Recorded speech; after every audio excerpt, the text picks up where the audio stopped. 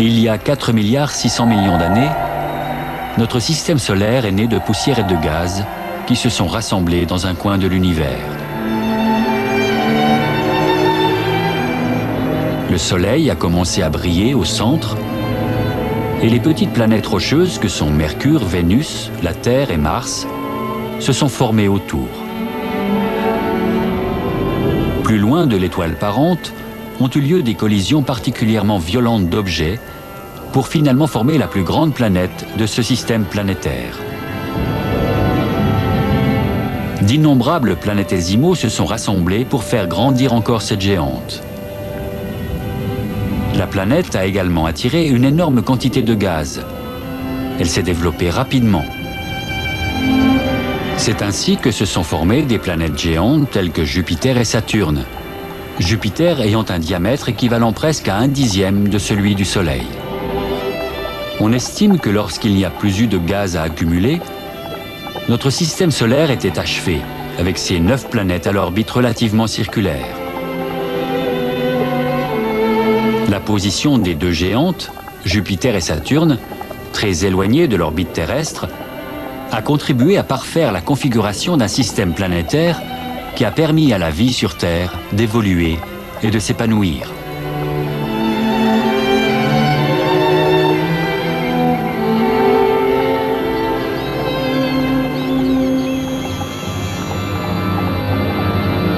Le point jaune au centre représente l'étoile parente et le point rouge à droite indique une planète géante.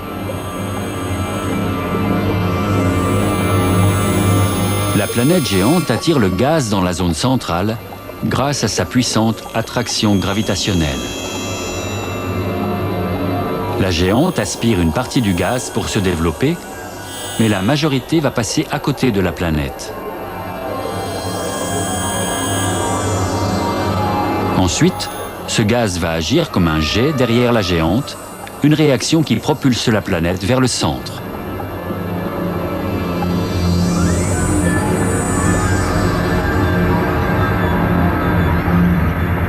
La géante en migration, dont l'orbite est désormais plus proche de son étoile, se transforme en planète brûlante.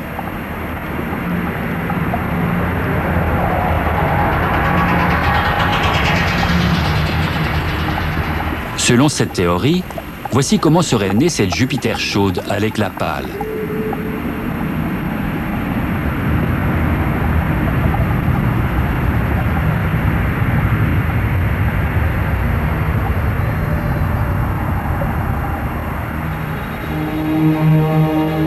Une tragédie aurait alors frappé une prototerre.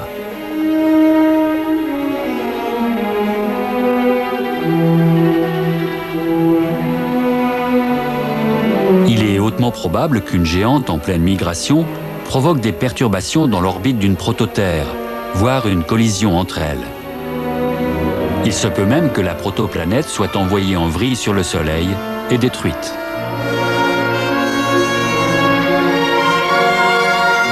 Si la raréfaction du gaz s'était produite plus tardivement, notre système solaire aurait pu être complètement différent de ce qu'il est aujourd'hui.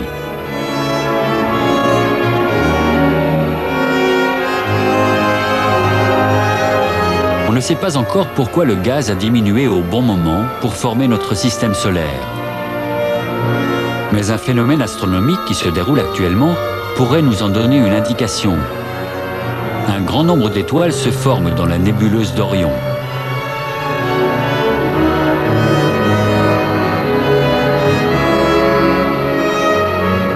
De nombreuses régions plus denses en poussière et en gaz peuvent être observées près d'une étoile appelée Theta 1c Ori. Une observation plus détaillée révèle des queues de gaz s'étirant de ces zones vers le côté éloigné de l'étoile. Ce sont les ultraviolets intenses de cette étoile qui éloignent le gaz de ses amas.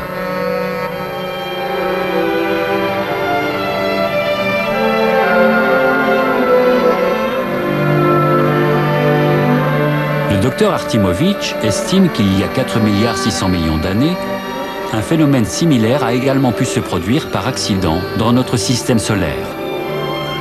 51 Pégase, à 50 années-lumière de la Terre. La taille et la température de surface de cette étoile sont également similaires à celles de notre Soleil.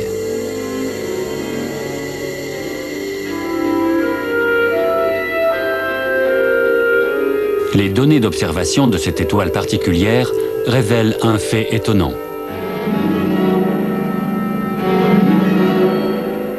La partie supérieure du graphique indique que l'étoile s'éloigne de nous et la partie inférieure, qu'elle se rapproche. L'étoile oscille périodiquement. Les analyses montrent que cette période est de 4,2 jours.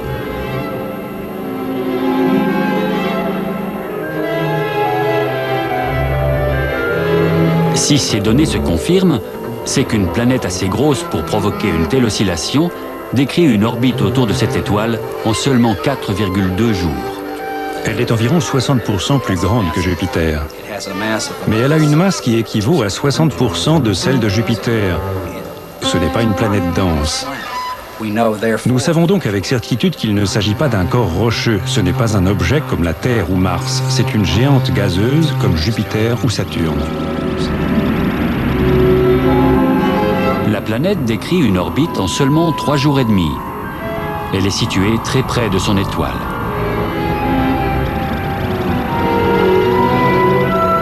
À cause de l'incroyable force gravitationnelle de l'étoile, la planète est bloquée et présente constamment le même côté à l'étoile. Cette face est donc chauffée à 1200 degrés Celsius.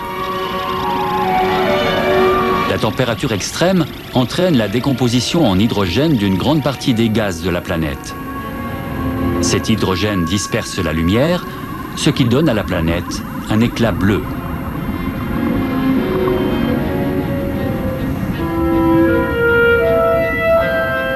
Au point le plus proche de l'étoile, jaillit de l'hydrogène particulièrement chaud, à la vitesse extraordinaire de 1800 mètres par seconde.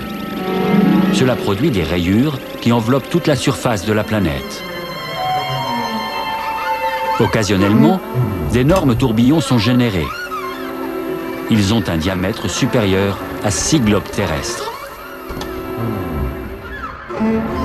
Température 1200 degrés Celsius.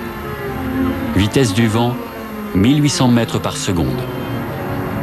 Un monde agressif agité de violentes tempêtes qui parcourt l'étoile parente à un rythme étourdissant.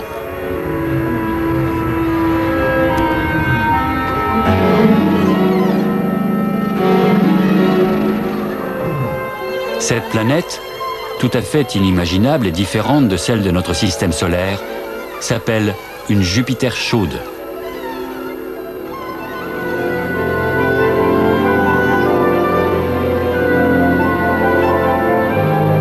C'est ainsi que de nouvelles étoiles sont découvertes les unes après les autres et avec elles de semblables planètes géantes. Tau Boots, Upsilon Andromède et bien d'autres encore sont toutes des planètes à courte période orbitale. Comment estimer les caractéristiques d'une planète en s'appuyant sur les variations de luminosité de l'étoile ? Voici une image précieuse prise en novembre 1999 par un satellite d'observation solaire. Un petit point se déplace de gauche à droite devant le Soleil rouge. Il s'agit de Mercure qui passe devant le Soleil.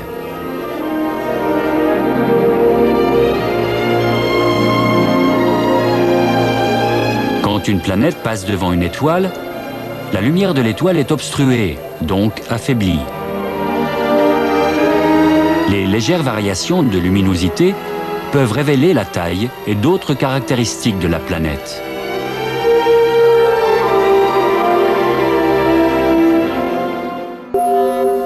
Dans notre système solaire, 9 planètes gravitent autour de l'étoile centrale, notre Soleil. L'attraction des planètes provoque un léger déplacement du Soleil. Parmi les 9 planètes, c'est Jupiter, la plus grande, qui provoque la perturbation la plus importante. Jupiter accomplit son orbite autour du Soleil tous les 12 ans, ce qui provoque une nette oscillation du Soleil sur un cycle de 12 années.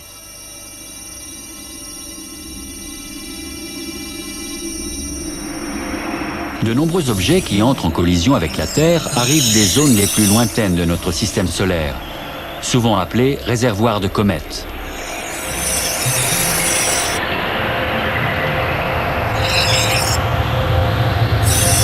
Ces objets changent d'orbite et se dirigent vers le Soleil, vers le centre.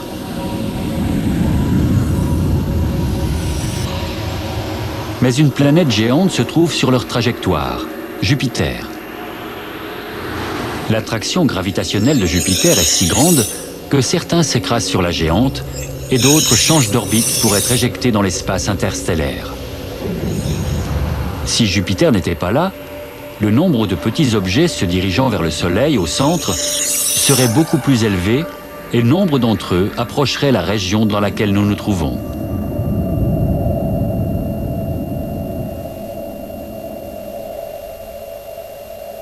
En 1994 s'est produit un événement qui a symboliquement démontré le rôle de gardien de Jupiter.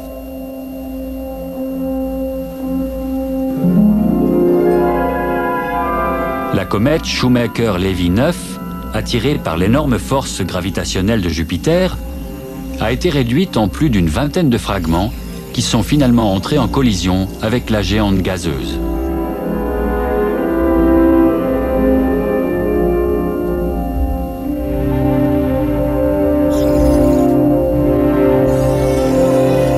Dans notre système solaire, notre Terre et 3 autres petites planètes se situent dans les régions les plus proches du Soleil.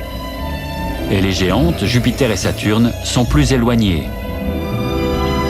Ces géantes aux confins du système solaire fonctionnent en fait comme un bouclier, attirant les petits objets qui se dirigent vers le centre et les empêchant d'entrer en collision avec la Terre ou les autres planètes situées dans la partie interne. Le résultat est le suivant. Le nombre de petits objets à entrer en collision avec la Terre augmenterait d'un facteur 1000.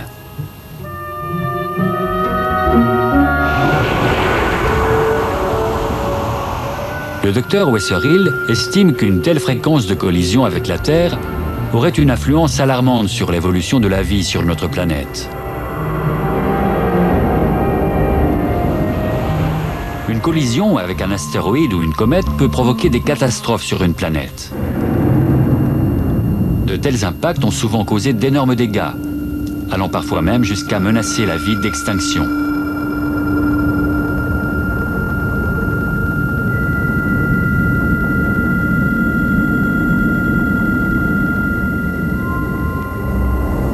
Les poussières et le gaz qui ont finalement formé notre système solaire n'étaient ni trop abondants ni trop peu nombreux.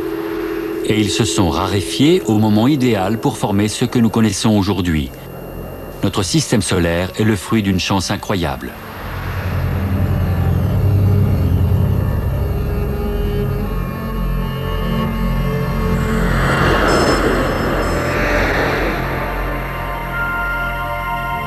La recherche d'un autre système solaire se poursuit, mais l'importance de Jupiter, géante gardienne située dans la partie externe du système, a été reconnue. Quelque part dans l'univers, il existe peut-être une autre planète de vie, résultant d'une série d'heureuses conditions comme les nôtres.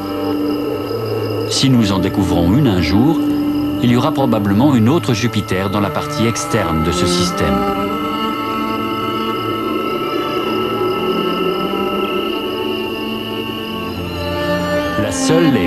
Jupiter est un lieu de vie, accompagné d'une gardienne géante dans le système. Dans un futur relativement proche, nous devrions pouvoir trouver un autre monde comme le nôtre. Et un jour, dans l'infinie étendue de l'univers, la vie croisera peut-être son double, qui aura eu la chance de bénéficier d'une série d'heureuses coïncidences, tout comme elle.